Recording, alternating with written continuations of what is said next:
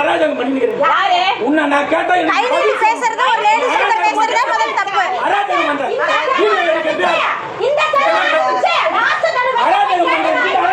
இந்த பாருங்க ஒரே வார்த்தை இது இருக்க கூடாதுமானா நான் எடுத்து போட்டுறேன். அவ்வளவுதான். தப்பான வேர்ட் பொம்பளர் பேசுறது தப்பு. பேசல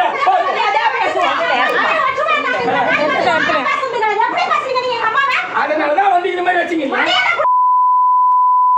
பேசுறோம் அவர் என்ன பேசுறாரு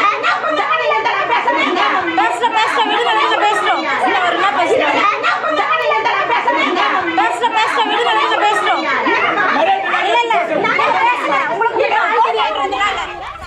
சென்னை பெருங்குடியில் அரசு நூலக பொறுப்பாளரை 14வது மண்டல குழு தலைவர் மிரட்டி வசைபாடி உள்ளார். இது தொடர்பான கூடுதல் விவரங்களோடு இணைகிறார் நமது செய்தியாளர் மொய்தீன். வணக்கம் மொய்தீன், விவரம்.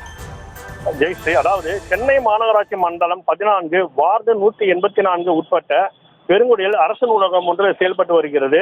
இந்த நிலையில் நேற்று மாலை திடீரென நூலகத்திற்குள் புகுந்த பெருங்குடி மண்டலம் 14 குழு தலைவர் ரவிச்சந்திரன் உள்ளே செல்லும் போது அங்கே மேசையில் அதிமுகவினுடைய நாட்காட்டி இருந்ததாக கூறப்படுகிறது. இதனால் ஆத்திரமடைந்த மண்டல குழு தலைவர் எதற்காக இந்த நாட்காட்டி இங்கே வைக்கப்பட்டுள்ளது என்று கேள்வி எழுப்பியுள்ளார்.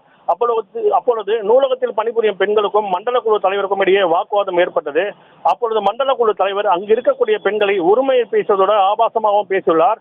இவ்வாறு மண்டல குழு தலைவர் பெண்களை ஆபாசமாக பேசும் வீடியோ தற்பொழுது சமூக வலைதளங்களில் வேகமாகி பரவி வருகிறது.